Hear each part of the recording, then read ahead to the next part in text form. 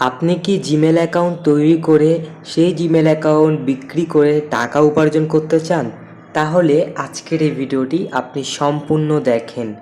So আজকের এই ভিডিওতে আপনাদের সাথে শেয়ার করব আপনি কিভাবে একটি জিমেল অ্যাকাউন্ট তৈরি করে সেই জিমেল অ্যাকাউন্ট সেল করে টাকা সরাসরি বিকাশ, নগদ, রকেটের মাধ্যমে উত্তোলন করবেন।